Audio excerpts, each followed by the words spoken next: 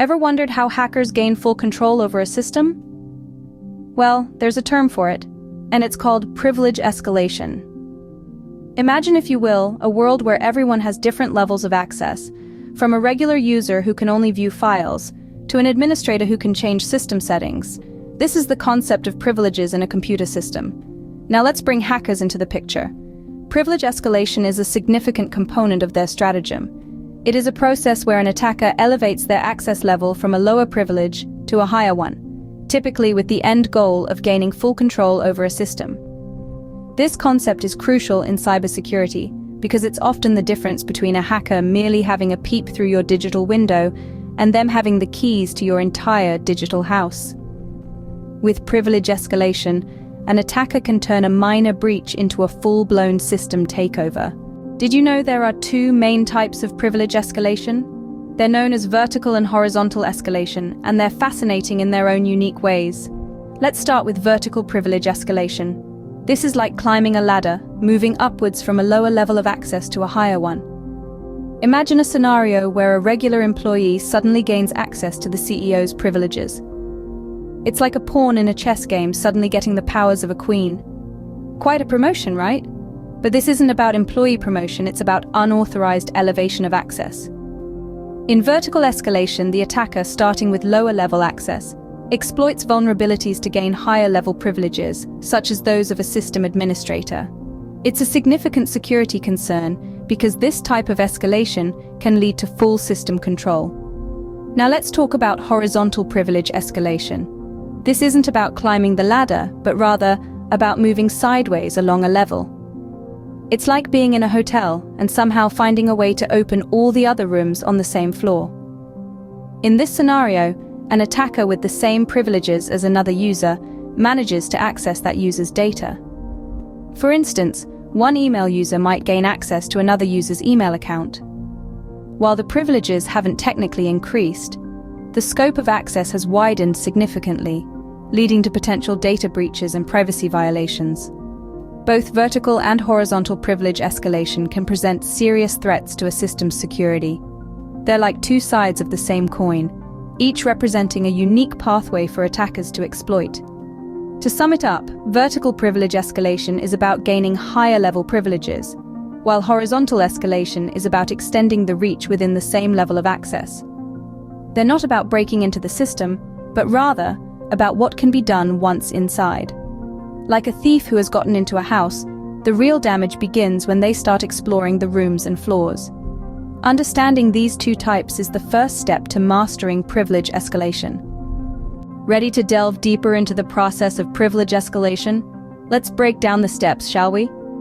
First off, we have the initial compromise. This is the point where the attacker gains access to the system. It's the proverbial foot in the door, so to speak. This could be achieved through various means, such as spear phishing, exploiting weak passwords, or using malware. The key here is that the attacker has now secured a foothold within the target system. Next up, we have enumeration and vulnerability scanning. This is where the attacker starts to learn more about the system they've infiltrated. They may look for information about the operating system, installed software, network configurations, and user accounts. Basically, anything that helps them understand the lay of the land. And of course, they'll be looking for vulnerabilities. These are weaknesses in the system that could be exploited to gain higher-level privileges. Once potential vulnerabilities have been identified, we move on to the exploitation stage. This is where the attacker tries to take advantage of the vulnerabilities they've discovered. They might use known exploits, or they might develop their own custom exploit if they're particularly savvy. The end goal here is to escalate their privileges, giving them more power and control over the system. Finally, the attacker will want to maintain their escalated privileges and ensure they can persist within the system. This means establishing a backdoor or some other method of re-entry, so they can return to the system at will. It also means taking steps to avoid detection and removal by system administrators or security software. And there you have it. From initial compromise to enumeration and vulnerability scanning, to exploitation and finally escalation and persistence, these steps provide a roadmap for a successful privilege escalation. But remember, Understanding this process isn't just about learning how to exploit systems, it's also about knowing how to protect them. After all, the more you know about how attacks happen, the better you can defend against them. So, how can we defend against privilege escalation? The answer lies in thorough preventive measures. Regular patching forms the first line of defense. By keeping all systems and software up to date, we can close those doors that attackers often use to gain unauthorized access. Next, we have the principle of least privilege.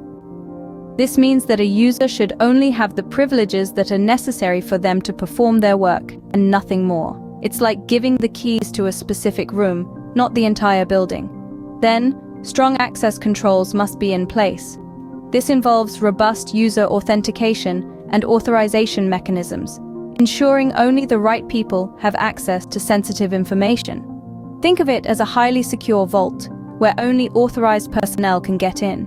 However, it's not just about these measures. It's a continuous process of staying vigilant, regularly auditing and monitoring the systems. Vigilance and good cybersecurity practices are key in preventing privilege escalation. Let's take a moment to recap what we've learned about privilege escalation. This powerful tool in the cybersecurity world refers to the act of exploiting a bug, design flaw, or configuration oversight in an operating system or software application to gain elevated access to resources.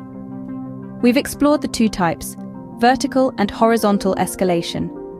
Vertical escalation, often referred to as escalating privileges, involves moving from a lower privilege level to a higher one. On the other hand, horizontal escalation, or escalating capabilities, involves gaining the capabilities of a similar user. We've also walked through the process of privilege escalation, from identifying the target system, discovering vulnerabilities, exploiting those vulnerabilities, to finally gaining higher-level privileges. Moreover, we've touched on how to prevent privilege escalation, emphasizing on regular system updates, least privilege principle, and vigilant monitoring of systems. Remember, understanding privilege escalation not only helps in offensive cybersecurity, but also in fortifying our defenses.